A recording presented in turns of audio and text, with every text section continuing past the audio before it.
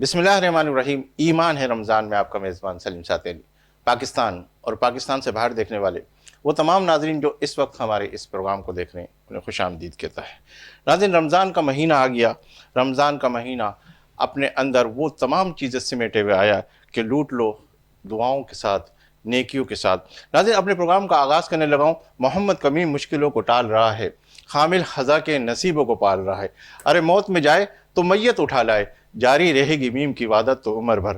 اور دامن پکڑ تو امید کا، پھر تو خدا سے ڈر کہ یہ ابتدائے نام محمد کا کرم ہے، یہ قائم آج تک ہم سب کا برم ہے۔ ناظرین، آغاز کرتے ہیں ایمان رمضان میں۔ سب سے پہلے میں اپنے معزز مہمانوں کا تعارف آپ کے سامنے پیش کروں اور پھر ان سے گفتگو کا آغاز کرتے ہیں۔ میرے ساتھ تشریف فرمائے علامہ محمد ریحان صدیقی صاحب، انہیں آج کے اس پروگرام میں خوش آمدید کہتے ہیں۔ السلام علیکم۔ وعلیکم السلام ورحمۃ۔ میرے دوسرے مہمان ہیں پاکستان میڈیکل ایسوسی ایشن کے فائنانس سیکرٹری ہے، اسکن اسپیشلسٹ ہے ڈاکٹر عبدالرحمان صاحب، انہیں بھی آج کے اس پروگرام میں خوش آمدید کہتے ہیں۔ السلام علیکم۔ وعلیکم السلام۔ میرے تیسرے مہمان ہیں ثنا خواہ محمد حارث کمال صاحب، انہیں بھی آج کے اس پروگرام میں خوش آمدید کہتے ہیں۔ السلام علیکم۔ حضرت صاحب، آپ کی طرف آتا ہوں کہ ماشاءاللہ اس وقت اللہ پاک نے ہمیں یہ موقع دیا اور اللہ نے ہم پر یہ کرم کیا کہ ہم کو رمضان کا مہینہ دیکھنا نصیب فرمایا۔ اس رمضان کا مہینہ ہمیں کیا پیغام دیتا ہے، کیا میسج دیتا ہے اور کیا سکھاتا ہے؟ تو آپ سے میرا یہ سوال کہ میرے وہ ناظرین جو اس وقت ہمارے اس پروگرام کو دیکھ رہے، یہ رمضان کے پیغام کے حوالے سے رمضان ہمیں کیا سکھاتے ہوا لے کر آیا ہے؟ بسم اللہ الرحمن الرحیم۔ بہت شکریہ سلیم صاحب، آپ نے اپنے چینل پہ مدعو کیا اور میں شکر گزار ہوں وینس ٹیلی ویژن کا بھی۔ دیکھیے، بات یہ ہے کہ اللہ تبارک و تعالیٰ نے رمضان المبارک کا جو نام ہے وہ قرآن میں تجویز کیا، شہر رمضان۔ کوئی ایسا مہینہ اسلامک ایسا نہیں ہے جس کا نام اللہ کی طرف سے آیا ہو۔ جتنے نام ہیں وہ سب عربوں نے وہ نام جو ہے عطا فرمائے۔ باقی یہ جو نام ہے شہر رمضان، اس کی بڑی خصوصیت ہے۔ اس رمضان کے جو لغوی معنی ہیں وہ ہیں جلا دینے کے، جل جانے کے۔ اب جب آپ گنہگار ہیں 330 دن اور پھر رمضان کا مہینہ آ جاتا ہے تو یہ ایک بھٹی تیار ہے، ایک روزہ رکھیے اور جو ہے اس کے اندر جو ہے اپنے گناہوں کو ڈال دیجئے۔ جب 30 روزے مکمل ہو جائیں گے تو آپ بالکل ایسے صاف و شفاف ہو جائیں گے، رب کائنات کہے گا کہ آپ کو میں نے پاک و صاف کر دیا اور اب آپ بہشت کی طرف چلے جائیے۔ تو رمضان آپ کو پاک صاف کر دیتا ہے، آپ کو آپ کے ایمان کو صاف کر دیتا ہے۔ جیسے کہ آپ کے پروگرام کا نام ہے ایمان ہے رمضان، تو اس کی وجہ یہی ہے کہ آپ کے قلوب کو صاف کر دیتا ہے۔ آپ کے جسم کی زکوٰۃ ہے رمضان، آپ کو صاف ستھرا شفاف کر کے رب کی بارگاہ کی طرف لے جاتا ہے۔ اور یہی کلام، یہ جو اللہ نے اسی رمضان میں اپنے پاک کلام کا نزول فرمایا، اور انا انزلناہ فی لیلۃ القدر وما ادراک ما لیلۃ القدر، تو یہ پوری آیت نازل ہو گئی کہ صبح تک سلامتی ہے۔ قرآن مجید فرقان حمید نازل ہوا اس رمضان المبارک میں۔ ڈاکٹر صاحب، آپ کی طرف آتا ہوں کہ اس سے پہلے میں آپ سے رمضان کے صحت کے حوالے سے گفتگو کروں۔ وہ رمضان تو بات ہی الگ ہے کہ رمضان کا مہینہ آ گیا۔ میں آپ کو لے کے جاتا ہوں خانہ کعبہ کی طرف، اور کعبے پہ پہلی نظر کا جو حالت تھی اس وقت آپ جب وہاں پہنچے تھے تو کیا کیفیت تھی آپ کی؟ بہت بہت شکریہ سلیم بھائی، آپ نے مجھے موقع دیا کہ یہ میں بتا سکوں۔ اس وقت جو میرے دل کی حالت تھی وہ اب بتا نہیں سکتا، اور اس وقت جو دل میں خواہش ہوتی ہے کہ خانہ کعبہ کو میں اپنے سامنے دیکھوں۔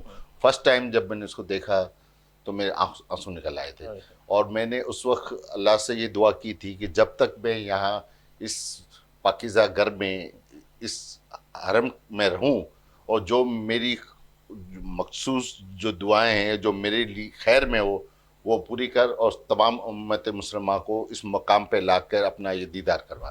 اور پھر روزہ رسول کی طرف جب حاضری کا موقع ملا تو پھر وہ کیا وہ کیفیت تھی؟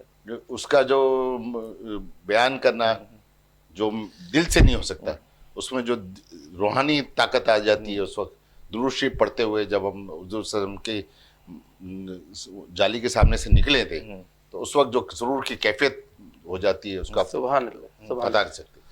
اس پہ بھی سوال کریں گے. میں آتا ہوں محمد حارث کمال صاحب کی طرف کہ ماشاءاللہ اللہ نے آپ کو بڑی پیاری آواز سے نوازا. میں چاہوں گا کہ ہم اپنی گفتگو تو کر ہی رہتے, آپ کا آغاز میں قصیدہ بردہ شریف سے چاہوں گا کہ وہ قصیدہ بردہ شریف کے اشعار جو ہے بڑے دل کو چھو لیتے ہیں. میرے وہ ناظرین جو اس وقت دیکھ بھی رہے ہیں اور سننا بھی چاہیں گے. جی بہت شکریہ سلیم بھائی آپ کا اور وینس ایچ ڈی چینل کا کہ مجھے مدعو کیا اور آپ نے یہ خوبصورت پروگرام سجایا ہوا ہے رمضان کے حوالے سے. ایمان ہے رمضان. اللہ تعالیٰ آپ کو اور آپ کی ٹیم کو اس کی برکتیں عطا فرمائے. آپ کے حکم پر قصیدہ بردہ شریف جو کہ مقبول بارگاہ کلام ہے, حضور کی بارگاہ میں بھی مقبول ہے, اس کے لکھنے والے کو نہ صرف حضور کی زیارت نصیب ہوئی بلکہ سرکار کریم نے چادر مبارک عنایت فرمائی. اسی لیے اس کلام کو قصیدہ بردہ شریف کہتے ہیں کیونکہ بردہ کا مطلب ہے چادر. پیش کرتا ہوں منظوم انداز میں. لباس نور میں بند کر خدا جانے وہ کیا آئے, اب انسان کی سمجھ میں کیا مقام مصطفیٰ آئے. کچھ ایسا دل بھی میری زندگی میں یا خدا آئے, ادا کعبے میں سجدے ہو مدینے میں قضا آئے. کسی حاجی سے پوچھو گنبد خضرا کے منظر کو, کسی زائر سے پوچھو گنبد خضرا کے منظر کو, مدینے کی سنو باتیں تو جنت کا مزہ آئے. مولایا صلی وسلم دائما ابدا علی حبیبک خیر الخلق کلہم. محمد اشرف الاعراب والعجم, محمد خیر من یمشی علی قدمی, محمد قائم للہ ذو ہمم, محمد خاتم للرسل کلہم, محمد سید الکونین والثقلین, محمد سید الکونین والثقلین والفریقین من عرب ومن عجم. صبح طیبہ میں ہوئی بٹتا ہے باڑا نور کا, صدقہ لینے نور کا آیا ہے تارا نور کا. میں گدا تو بادشاہ بھر دے پیالہ نور کا, نور دل دونا تیرا دے ڈال صدقہ نور کا.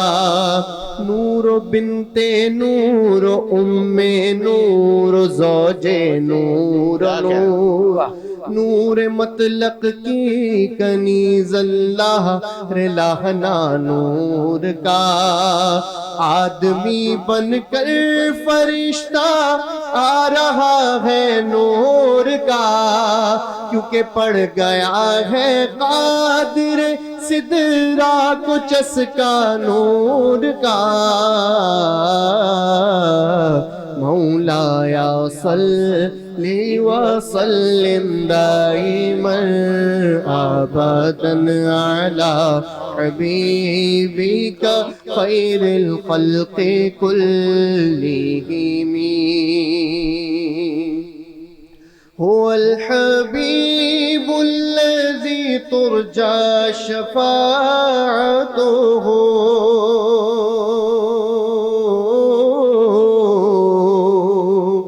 هو الحبیب الذی ترجى شفاعته لكل حول من الاحوال مقتضیم، پیش حق مژدہ شفاعت کا سناتے جائیں گے، آپ روتے جائیں گے، ہم کو ہنساتے جائیں گے۔ وسعتیں دی ہے خدا نے دامن محبوب کو، جرم کھلتے جائیں گے اور وہ چھپاتے جائیں گے۔ مولایا صلی وسلم دائما ابدا سبحان اللہ۔ علی النبی و اہل البیت کلہم۔ سبحان اللہ۔ اچھا علامہ صاحب، آپ کی طرف میں آتا ہوں کہ جس طریقے سے آپ نے کہا کہ رمضان کے مہینے کے حوالے سے ہمارے نبی کریم صلی اللہ علیہ وسلم نے روزے کے متعلق کیا فرمایا، تو ہمارے وہ ناظرین جو اچھی طریقے سے محسوس ہو سکیں۔ دیکھیے سلیم بھائی، بہت اچھا سوال کیا آپ نے۔ اور حضور اکرم صلی اللہ علیہ وسلم کے دور میں جب یہ روزہ رمضان کا جو مہینہ تھا اس کے میں روزے فرض ہوئے، تو روزہ 24 گھنٹے کا تھا۔ یہ سامعین اور ناظرین کے لیے میں عرض کروں کہ 24 گھنٹے کا روزہ ہوتا تھا، اور وہ غروب آفتاب یعنی سورج غروب ہونے سے پہلے کھول لیا جاتا تھا، اس کے بعد دوبارہ دوسرا روزہ رکھ لیا جاتا تھا۔ تو بہت ساری پیچیدگیاں شروع ہو گئیں، مسائل شروع ہو گئے۔ ایک جو صحابی تھے وہ مزدوری کر کے آئے اور انہوں نے اپنی زوجہ سے کہا کہ گھر میں کچھ ہے افطار کے لیے؟ انہوں نے کہا کچھ بھی نہیں ہے، لیکن آپ کیونکہ محنت مزدوری کر کے آئیں تو میں آپ کے لیے ایک کام کرتی ہوں کہ پڑوس سے جا کے کچھ لے کے۔ وہ خاتون گئیں اور اتنی میں جو ہے ان صحابی کی نیند لگ گئی، آنکھ لگ گئی، اور وہ وقت گزر گیا۔ وہ جب تشریف لائیں تو انہوں نے کہا کہ وہ آپ کے لیے میں کھانا لے کر آئی، لیکن اب تو وقت گزر گیا، آپ دوبارہ سے۔ اب دوسرے دن ظہر میں وہ نماز کے لیے جب گئے تو وہ بے ہوش ہو گئے۔ تو جو ہے صحابیوں نے پوچھا بھائی کیا بات ہے، کس وجہ سے بھی بے ہوش ہو گئے؟ کہا کہ انہوں نے مسلسل روزہ رکھا، کچھ کھایا پیا نہیں۔ تو سرکار دو عالم صلی اللہ علیہ وسلم کو پتہ چلا، تو انہوں نے اللہ کے حضور جو ہے درخواست کی کہ یہ معاملات ہیں۔ اسی طرح اور دوسرے معاملات بھی ہوئے۔ تو اللہ تبارک و تعالیٰ نے کہا کہ یہ روزہ جو ہے صرف سورج غروب ہونے تک ہے، اس کے بعد سحری تک کھاؤ پیو، کوئی ایسا مسئلہ نہیں ہے۔ یہ محبوب آپ کی امت کے لیے میں نے کیا کہنے ایک کرم کیا ہے، ورنہ روزہ تو میں نے جو ہے 24 گھنٹے کا ہی رکھا تھا، لیکن اب آپ کے لیے 12 گھنٹے 16 گھنٹے 17 گھنٹے کا کر دیا ہے۔ تو ایک بات۔ دوسری بات، حضور اکرم صلی اللہ علیہ وسلم جب سحری فرمایا کرتے تھے تو بہت قناعت کے ساتھ جو ہے سحری فرماتے تھے، قناعت کے ساتھ افطار فرماتے تھے، تاکہ عبادت میں جو ہے کوئی ان کو دشواری نہ ہو۔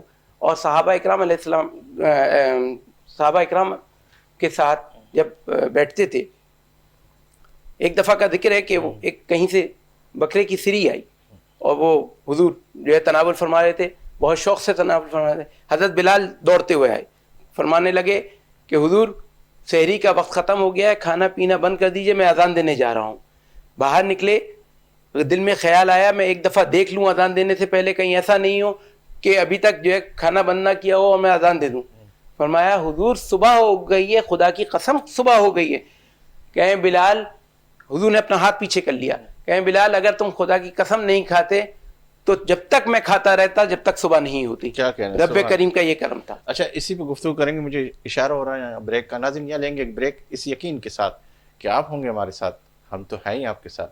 ملتے ہیں چند لمحوں کے بعد۔ خوش آمدید ناظرین، ایمان رمضان کے اندر ایک مرتبہ پھر آپ کو خوش آمدید کہتے ہیں۔ ڈاکٹر صاحب آپ کی طرف آتا ہوں کہ رمضان میں صحت کا کس طرح خیال رکھنا چاہیے؟ رمضان ایک بڑا بابرکت مہینہ ہے، اور اس کے بارے میں ہمارے جو حضور صلی اللہ علیہ وسلم نے بڑی ہدایت کی ہے کھانے اور پینے کے لیے، اور یہ ایسا مہینہ ہے کہ جس کی جزا خود اللہ تعالیٰ دیتا ہے۔ اس کی جو ثواب ہے اس کا ہے وہ اللہ اور بندے کے درمیان ہے۔ اس میں ہم اپنے صحت کا خیال اس طرح رکھ سکتے ہیں کہ ہم اس میں کھانے میں تھوڑی احتیاط رکھیں، جو زیادہ جو چکناہٹ والی چیزیں ہیں، جو اسپائسی چیزیں ہیں، ان چیزوں کو اوائڈ کریں، اور ڈائٹ کو اس طرح مینیج کریں کہ اگرچہ ہمارا وزن زیادہ ہے تو یہ بہترین موقع ہے کہ یہ اس میں ہم اپنے آپ کو کنٹرول کر کے اس کو مینٹین کر سکتے ہیں. اس میں کنٹرول کیسے ہوتا ہے؟ افطاری کے اندر بیٹھے تو دسترخوان بڑا سا لگا ہوا ہوتا ہے، ہاں سب نہیں چیزیں، مسئلہ ہے کہ جب سموسے، افطاری میں ہاں اور پھر یہ ساری چیزیں دیکھ کے آدمی کا یعنی دل ڈاکٹر کرتا ہے صاحب کھا لیں بس کچھ نہ سلیم کچھ. بھائی کا کہنے کا مطلب یہ ہے کہ جب اتنے لوازمات سامنے ہو تو ہاں اپنے آپ کو جو ہے کیسے قابو کنٹرول کیسا کیا کیا جائے. جائے. ہاں اب دیکھیں آپ ایک تہیہ کر لیں کہ آپ کو کھانا کے وقت کیا کھانا ہے. جیسے ہم افطار کرتے ہیں، ہم کیا کرتے ہیں کہ شربت، کولڈ ڈرنکس، یہ چیزیں پلے لے لیتے ہیں. آپ کو کیا کرنا چاہیے؟ سادہ پانی لے کے پینا چاہیے. ٹھیک ہے. اس سے آپ کی پیاس کی ایک وہ کنٹرول ہو جائے گی. سیکنڈ یہ ہے کہ آپ کو فروٹس کھا لینا چاہیے. جیسے اس موسم میں سب سے بہترین فروٹس ہے وہ تربوز. تربوز ایسا ہے کہ آپ کو پانی کی کمی بھی پورا کرے گا اور آپ کو نیوٹریشن بھی دے گا. اور فروٹ میں اور کون سی ایسی چیزیں ڈاکٹر صاحب، کیونکہ میرے وہ ناظرین دیکھ رہے ہیں تاکہ وہ فروٹ جیسے زیادہ سے زیادہ. موسمی بڑا اچھا فروٹ ہے، وہ آپ کے لیے بہترین رہے گا. یا اس کے علاوہ آپ چیکو لے لیں، یا امرود ہے تو وہ بھی لے لیں، وہ بھی لے سکتے ہیں. مگر زیادہ بہترین ہے موسمی اور تربوز. اور خربوزہ.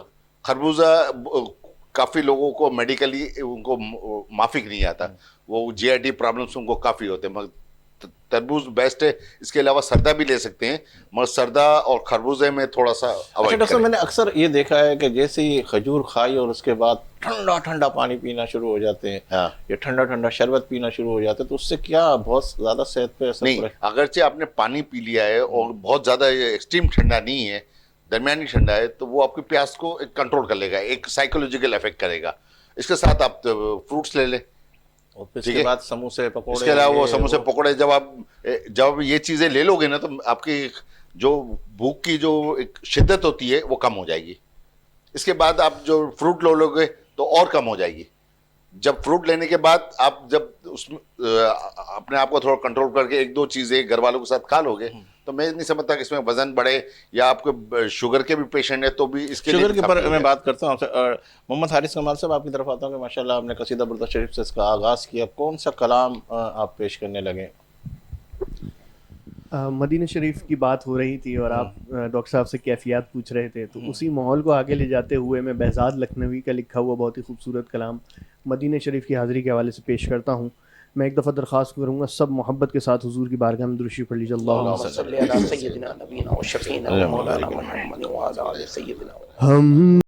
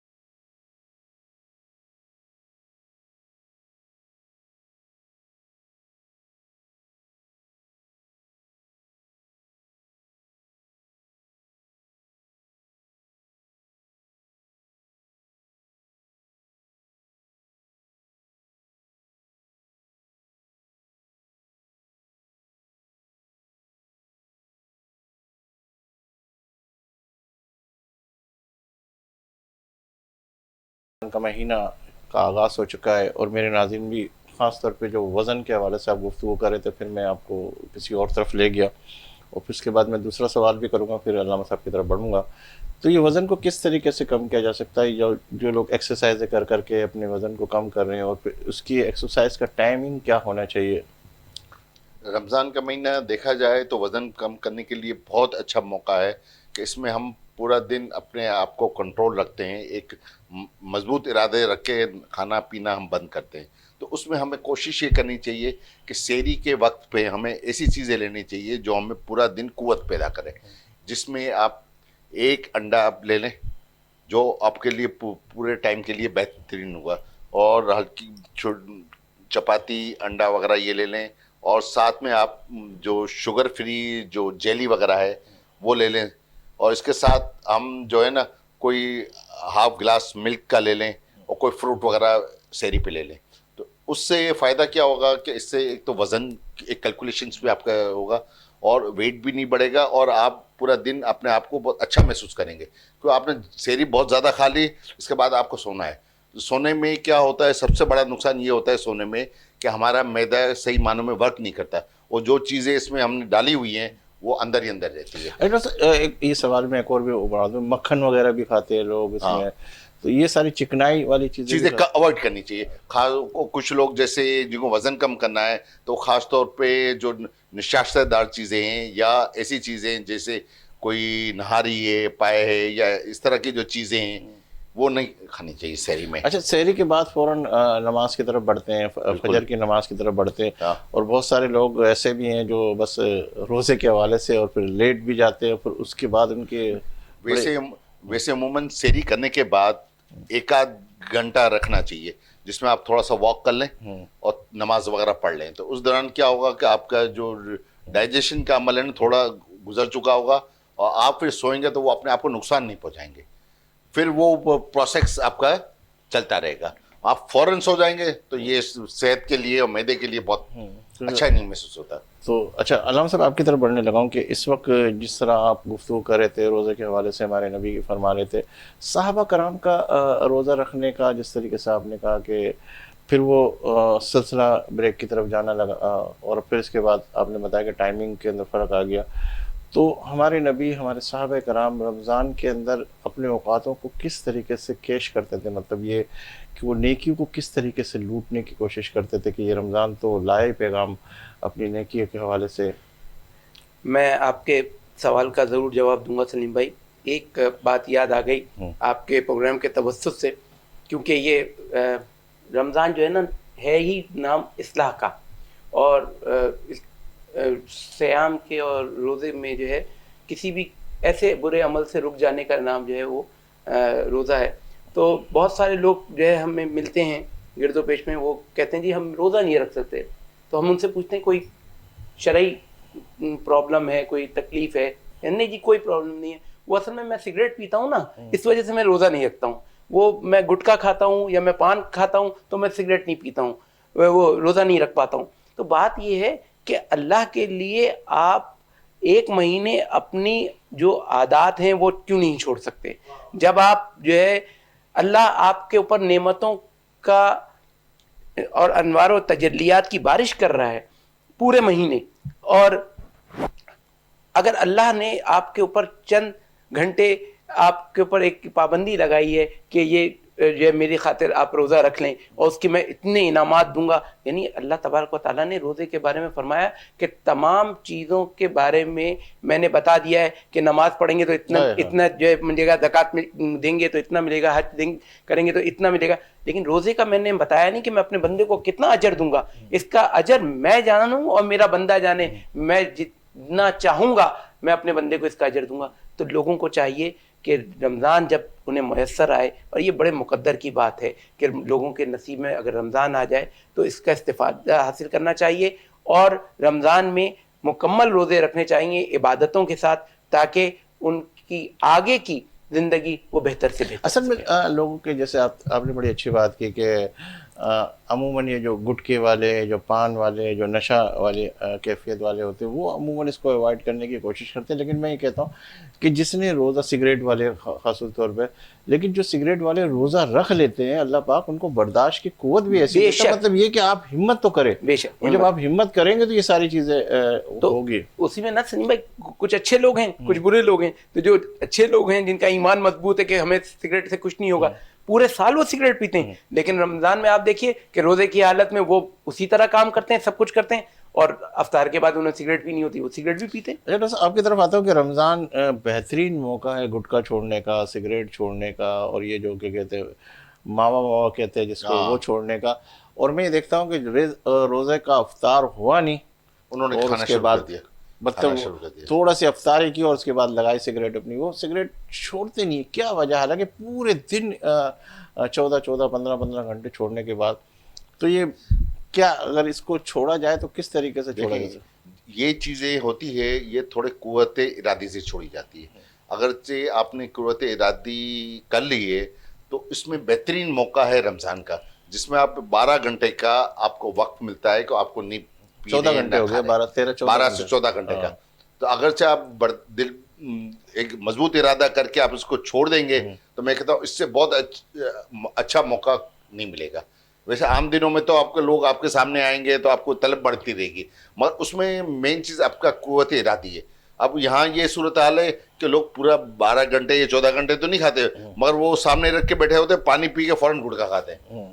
جو میں کہہ رہا ہوں کہ یہ قوت ارادی ان کا مضبوط نہ ہونے کی وجہ سے یہ پرابلم آ رہا ہے, ورنہ ادروائز قوت ارادی مضبوط ہو تو یہ چھوڑنا کوئی مشکل کام نہیں ہے. یہ تو منہ کا کیا کہتے ہیں, آپ دیکھیں گے کہ ایسا حال ہو جاتا ہے کہ پورا کہ بالکل. اس کے لیے اس کے جو تدارک میں کچھ ایسے چنگمس آتے ہیں کہ جن کو آپ تھوڑا, جو آپ کو نقصان میں نہیں پہنچاتے, جن کو آپ رب کرتے رہیں تو وہ آپ کو وہی کیفیت دیتے ہیں جو اسموکنگ میں آتی ہے. شروع میں آپ کو اگر میڈیکل کے حوالے سے اگر میں آپ سے یہ سوال کروں کہ اگر جیسے یہ روزے دار, جیسے سگریٹ کے حوالے سے, گٹکے کے حوالے سے, اس کے حوالے سے بہت سے تو روزہ رکھتے, اس میں نو ڈاؤٹ کہ 12 سے 14 گھنٹے ویٹ کر لیتا, اگر یہ مسلسل ایک ہفتے تک اس طرح کی پریکٹس پہ آ جائے تو آہستہ آہستہ اسٹیپ بائی اسٹیپ چھوڑا جا سکتا ہے. بالکل, آپ کی باڈی اتنی اڈیپٹ کر لیتی ہے تو پھر ہم کو ان چیزوں کی ایڈکشن کی ضرورت نہیں پڑتی. اگرچہ پھر ان کے بعد ان کا تو تھوڑا سا عقیدہ مضبوط نہیں ہوتا, وہ اس عقیدے پہ مضبوط رکھیں.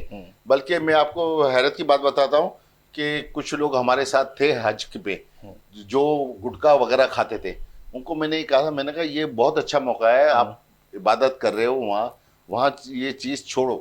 وہاں بھی انہوں نے باقاعدہ لنک بنائے ہوئے ہیں, وہ باقاعدہ ٹیلی فون پہ ان کو سپلائی ہوتے ہیں اور وہ وہاں درم میں پے کرتے ہیں. ڈاکٹر صاحب میں وہاں کی بات بتاؤں, جب آپ نے وہاں کا ذکر ہی کر دیا تو زینکس کی گولی جو آپ عموماً دیکھتے ہیں کہ وہ ایسی ذہنی طور پہ نفسیاتی ہے کہ جب تک وہ کھائے گا نہیں اس کو نیند نہیں آتی. میں نے وہاں یہ دیکھا ہے کہ اس بندے کی وائف نے اس سے یہ کہا کہ آپ زینکس چھوڑ دے اور یہاں دعا کر کے آئے, اور اللہ کا احسان ہے کہ میرا خیال 4 یا 5 سال ہو گئے اس نے وہاں ارادہ کیا, اس کے بعد وہ زینکس نہیں کھائی, اور 5 سال سے میں نے جب اس سے پوچھا تو وہ کہہ رہا میں نے آج تک اب اس زینکس کو نہیں کھایا. تو بات ارادے کی, اگر ارادے میں گفتگی ہو تو ایک آپ کے اچھے گورنمنٹ آفیسر تھا جو میرے ساتھ حج پہ تھا, اور اتنا کرونک وہ سگریٹ پینے والا تھا کہ وہ ایک ابھی ختم نہیں ہوتی تھی وہ اس نے پیتا تھا. اس کو ہم نے کنونس کیا, اس نے وسلم کے روزے پہ حاضری دی, اور اس دن سے اس نے سگریٹ توڑی کہ میں آئندہ نہیں پیوں گا. اس نے آج تک نہیں پی, اور میرے خیال 10 سال ہو گئے. تو وہاں کی بات ہی الگ ہے نا, وہ تو اگر وہاں کے ارادے مضبوط ہوتے ہیں, وہاں کے ارادے مضبوط. اور سیکنڈ یہ کہ اگرچہ آپ کی نیت کیا ہے, اگرچہ نیت میں آپ نے جو وسلم کے روزے پہ حاضری کو بہت سخت اور وہ لے لیا کہ ہاں ٹھیک ہے میں آیا جو بھی ہے اس پہ عہد کروں گا پورا کروں گا, اس نے وہ عہد پورا کیا. وہ اتنا سگریٹ پینے والا تھا میں سوچ بھی نہیں سکتا تھا, اور ہر سال میں اس کے کنٹیکٹ میں رہتا ہوں, پوچھتا ہوں, بولے آج تک میں نہیں پی. جی بالکل, مجھے اشارہ بریک کو ہو رہا, پھر میں آپ سے گفتگو کرتا. ناظرین یہاں لیں گے ایک بریک اس یقین کے ساتھ کہ آپ ہوں گے ہمارے ساتھ, ہم تو ہیں ہی آپ کے ساتھ. ملتے ہیں چند لمحوں کے بعد. خوش آمدید ناظرین, ایمان ہے رمضان کے اندر ایک مرتبہ پھر آپ کو خوش آمدید کہتے ہیں. ڈاکٹر صاحب آپ سے گفتگو ہو رہی تھی اور پھر مجھے بریک کی طرف جانا پڑ گیا, اور پھر اس کے بعد ایک اور سوال, پھر میں اپنے شناخواؤں کی طرف بڑھوں گا. جی میں یہ کہہ رہا تھا کہ اسکن کے حوالے سے اگر میں گفتگو کروں, اسکن سے پہلے میں گفتگو کروں, مدینے کی بات چل رہی تھی اور پھر اس کے بعد ہم آگے پیچھے ہو گئے, اور آپ روضہ رسول کی جب مدینے کی طرف آپ کا سفر تھا, جب آپ پہنچے تو وہ کیفیت کی گفتگو ہو رہی تھی، لیکن بریک پہ جانا پڑ گیا، پھر ہم دوسرے سوالوں کی طرف چلے گئے. تو وہ بھی وہ لمحات میں سننا چاہوں گا کہ کیا کیفیات تھی اس وقت. تو جو حضور صلی اللہ علیہ وسلم کے روزے پہ حاضری کا ہے وہ بڑا دل میں ایک جذبہ ہوتا ہے کہ فوراً جا کے ان کو حاضری دیں. اور وہ اس وقت جو دل کی جو کیفیت ہوتی ہے کہ ہم حضور صلی اللہ علیہ وسلم کی بارگاہ میں سلام پیش کرنے جا رہے ہیں، تو اس وقت جو کیفیت ہوتی ہے وہ آپ بیان سے پائے. وہاں تو اور وہاں سے دل نہیں ہوتا کہ وہاں سے ہٹے. اچھا وہاں مکے کے سفر میں، مدینے کے سفر میں، اور پھر مزدلفہ، اور پھر اس کے بعد عرفات کا میدان، اور پھر حج، اور پھر کنکریا جمرات کو مارنا، جمرات میں وہ سارے کے سارے لمحات کے اندر کوئی ایسی چیز آپ کے ساتھ ہوئی جو زندگی بھر آپ کو یاد دلاتی رہے کہ ایسا کام بس وہ واقعی اللہ پاک نے ایسا کیا کہ بس وہ یاد کرا کہ آدمی جو ہے نا سکون محسوس کرے. کوشش کر کے ہم جو ہے نا کہ نماز ظہر کے بعد عموماً مطاف میں ہی بیٹھا رہتے تھے اور عشاء تک، یہ روٹین ہمارا ہوتا تھا. اور اس میں اس وقت جو ہم سامنے ہمارے خانہ کعبہ ہوتا تھا، ہم جو بھی دل میں محسوس کرتے تھے آپ بلیو کریں تو وہ دعائیں ہماری قبول ہو جاتی. کیا بات. اس سے تو کون سی ایسی دعا آپ کو آپ شیئر کرنا چاہیں تو شیئر کر سکتے ہیں؟ یا میں آپ کو ایک بات میں شیئر کرنا چاہوں گا. میں اسی کیفیت میں ایک دفعہ میں روزے میں تھا. اب وہاں مغرب کی نماز کا وقت ہونے والا تھا. اب میں اس جہاں پہ بیٹھا ہوا تھا اس جگہ کو چھوڑنا نہیں چاہ رہا تھا. اور وہاں تو آپ کو پتہ ہے کہ جب وہاں سے اب ہٹے تو پھر دوبارہ اس جگہ پہ پہنچنا ناممکن ہے. تو اس وقت میں نے سوچ لیا کہ چلو میں اپنے روزے کو تھوڑی دیر کے لیے وہ کر کے بعد میں جب نماز ختم ہوگی میں جا کے روزہ کو. آپ بلیو کریں گے کہ اسی کشمکش میں ایک آدمی آیا، میرے ہاتھ میں کھجور اور پانی کی بوتل دے کے چلا گیا. کسی کو نہیں تھی، مجھے دے کے چلا گیا. کیا بات ہے. وہ لمحات تو مگر وہ جو دل کی جو حالت ہوتی ہے کہ آپ جو دل میں سوچتے ہیں وہ قبول کی. میں دیکھ رہا ہوں، کیفیات بھی دیکھ رہا ہوں کہ ماشاءاللہ پروگرام ہی میرا ایمان ہے رمضان، اور رمضان کی بات بھی ہے، اور مدینے اور مکے، مدینے کی بات اور مکے کی بات. وہ کیفیت میں دیکھ رہا ہوں، آنکھیں تھوڑی سی نم بھی ہونا شروع ہوئی کہ وہ لمحات کے لیے حضرت صاحب سے ہم دعا کے لیے بھی کہیں گے کہ اللہ پھر دوبارہ بار بار حاضر. اصل آپ کا بھی وہاں جانا ہوا الحمدللہ.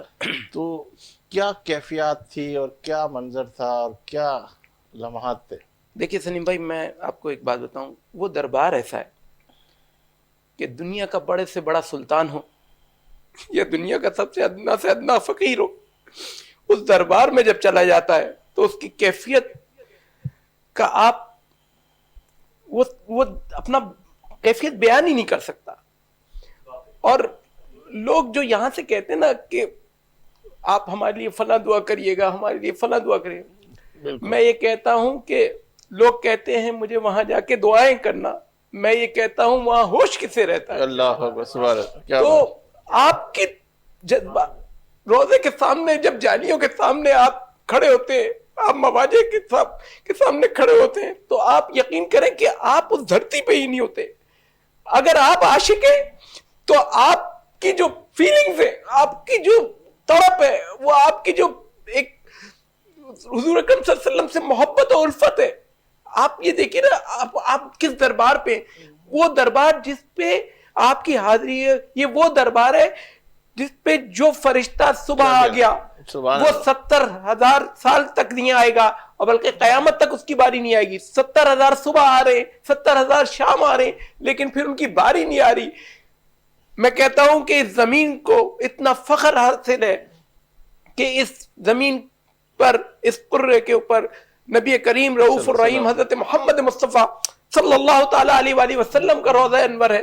اور لوگ ایک دفعہ نہیں، کئی بار، جتنی دفعہ سرکار بلا لیتے ہیں، طلب فرما لیتے ہیں اور لوگ جاتے ہیں اور تمنائیں ان کی پوری ہوتی ہیں، آرزویں پوری ہوتی ہیں. تو وہ تو جذبات آپ بتا ہی نہیں سکتے، کیونکہ وہ اندر کی کیفیت ہے.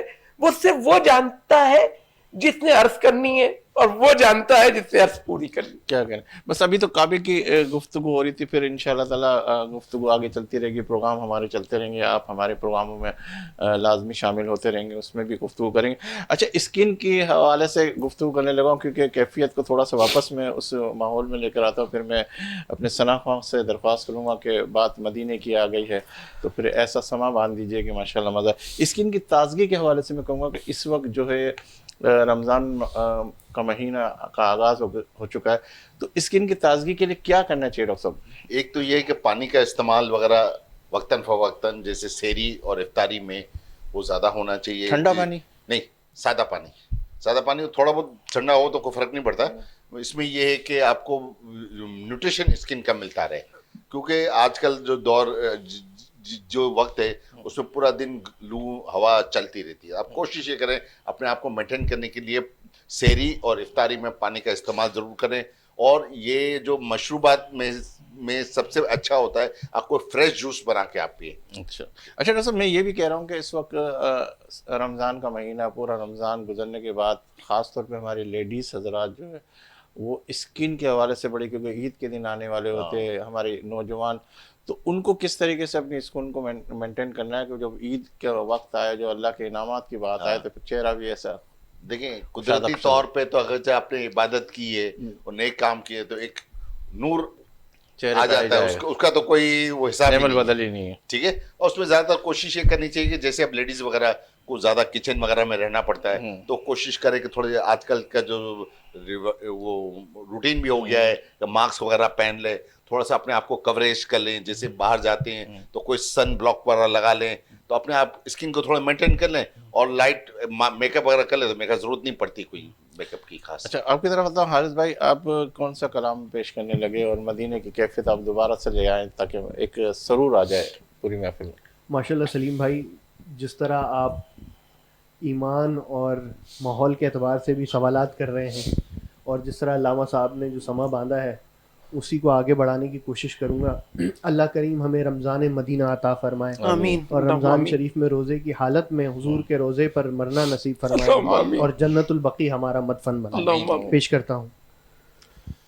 خوشبوئے پیغام آتی ہے،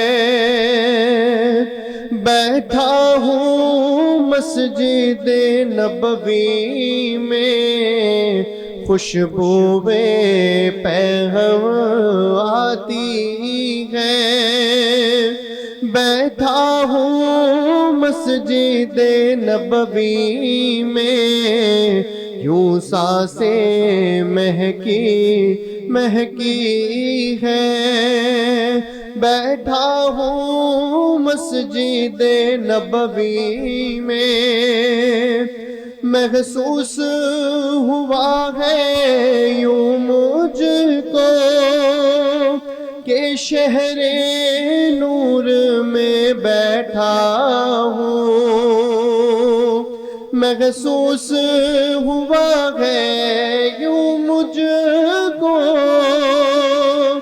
کہ شہر نور میں بیٹھا ہوں، کیا نور کی کرنیں اتری ہیں، بیٹھا ہوں مسجد نبوی میں، مشغول درودوں میں ہوں کبھی، مصروف دعاؤں میں ہوں کبھی، نعتیں بھی لبوں پر رہتی ہیں، بیٹھا ہوں مسجد نبوی میں، رمضان کی بہاریں آئی ہیں، بخشش کا مژدہ لائی ہیں، رحمت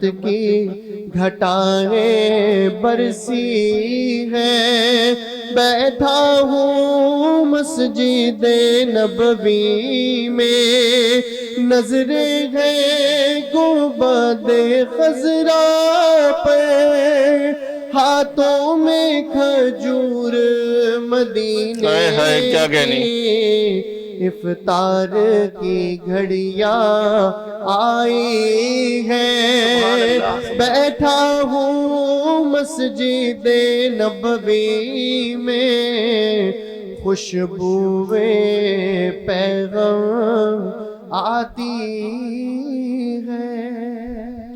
کیا کہنے سبحان اللہ، ماشاء اللہ. آپ نے پورا سما باندھ دیا، اور ماشاء اللہ جس طرح کی کیفیت تھی اور میں عزیز صاحب آپ کی طرف آتا ہوں، پھر اس کے بعد ہمیں ایک اور سیگمنٹ کی طرف بڑھنا ہے اور وقت بھی بہت تیزی سے رواں دوا ہے۔ کعبے کا منظر تو آپ نے دیکھ کر وہ سارے جو آپ کا جو اس وقت حال تھا وہ آپ نے بیان کیا۔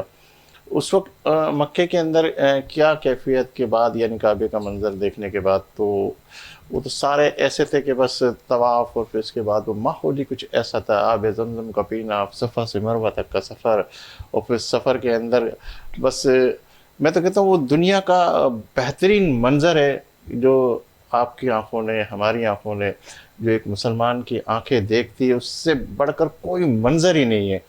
تو اس منظر کی منظر کشی کا میں کہوں گا کہ یہ سلسلہ آپ کا کعبے کی طرف ہوا پہلا جب آپ نے دیکھا، اس کے بعد کہ اس کے اندر کیا کیا کیفیات دیکھی آپ نے؟ سلیم بھائی دیکھیے، نبی کریم رؤوف الرحیم حضور پرنور سید یوم نشور صلی اللہ تعالیٰ علیہ وآلہ وسلم کے دربار میں جب آپ جائیں گے نا تو بہت سکون ہے اور ٹھنڈک ہے، معاملات ایسے ہیں۔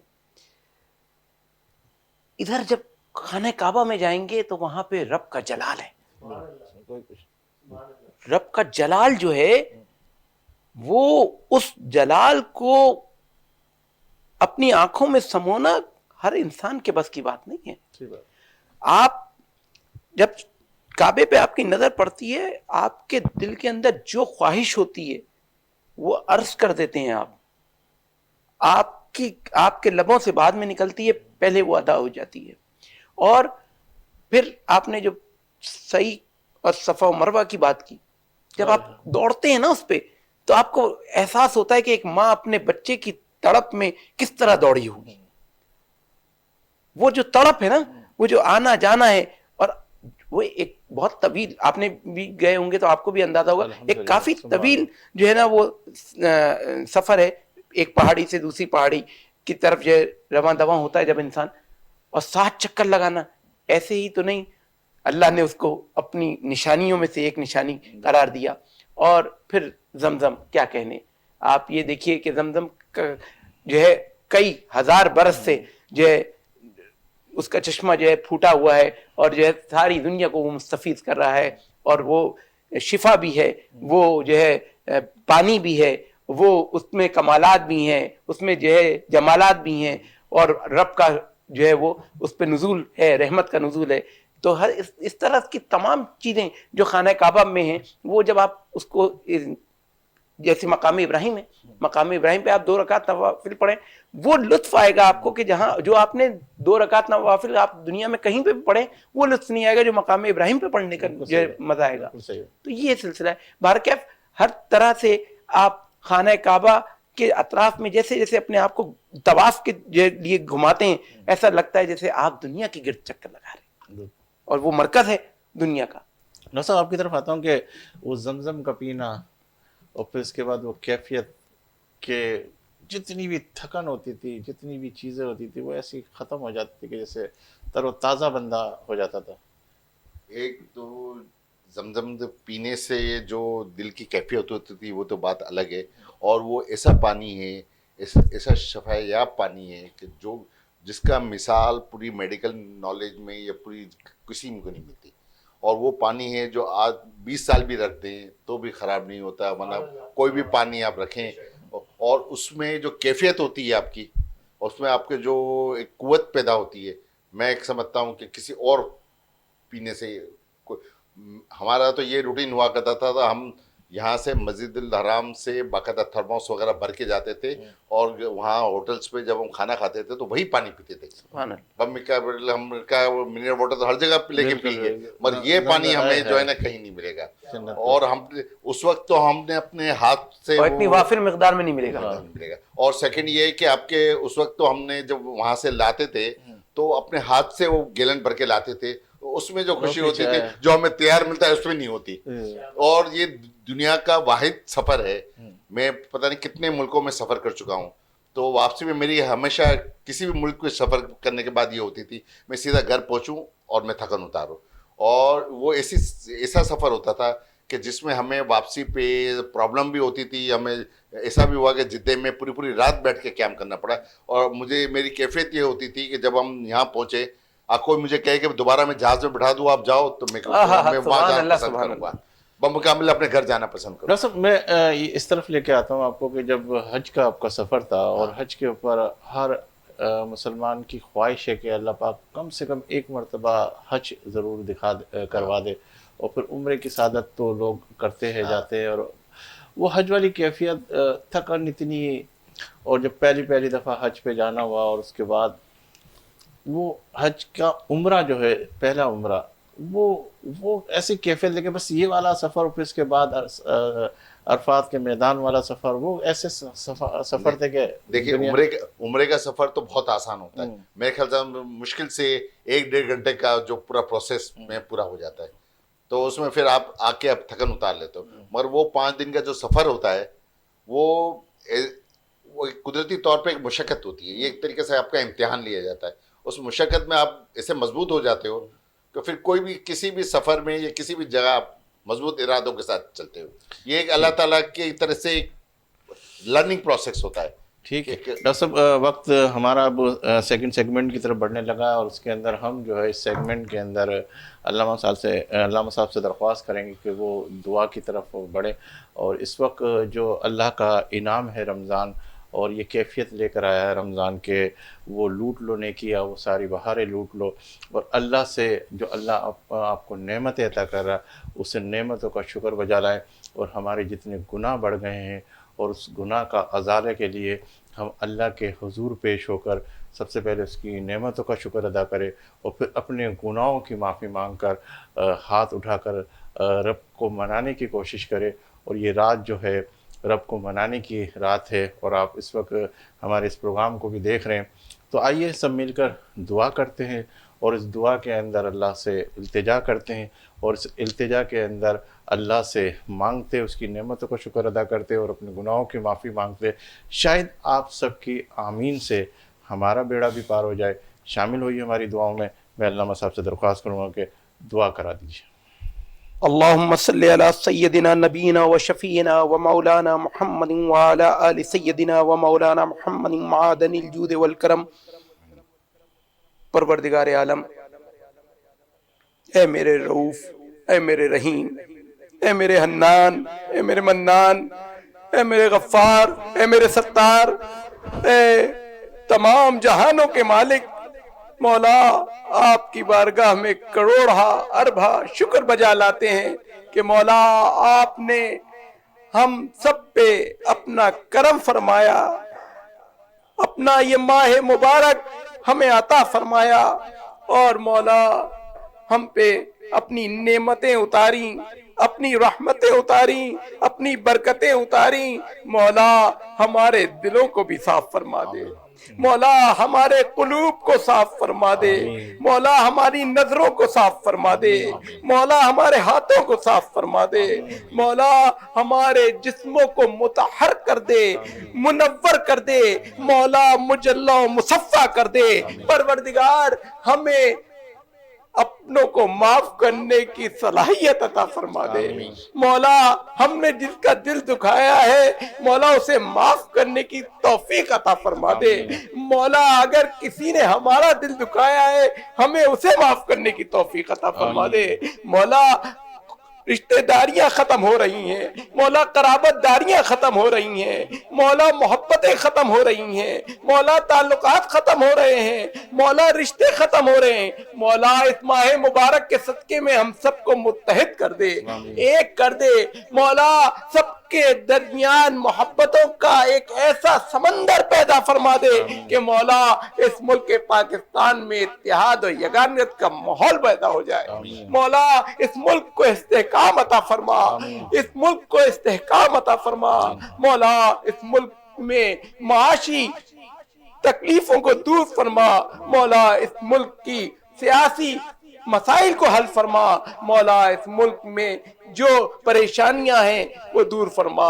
مولا ہمارے مرحومین کی مغفرت فرما, جو مولا جو ہمارے پیارے اس ماہ مبارک میں نہیں ہیں, مولا ان پر کرم فرماتے ہوئے ان پر رحم فرماتے ہوئے ان کی مغفرت فرما، اور مولا جو لوگ بیمار ہیں مولا ان کو تندرست و تابانہ فرما دے، مولا جو لوگ بیمار ہیں اسپتالوں میں ہیں مولا پریشانیوں میں ہیں تکلیفوں میں ہیں مشکلات میں ہیں ان کی تمام مشکلات کو دور فرما دے، مولا میری بہن اور میری بیٹیوں کو پردہ فرما دے، مولا انہیں پردہ کرنے کی عادت کروا دے، مولا بے حیائی سے رک جائیں، مولا مسلمان کی آنکھوں کو صاف کر دے، مولا مسلمان ایک دوسرے کے محافظ ہوتے ہیں، مولا ہم سب کو ایک دوسرے کا محافظ بنا دے، مولا ہم سب کو ایک دوسرے کا بھائی بنا دے، مولا ہم سب کو ایک دوسرے سے محبت کرنے والا بنا دے،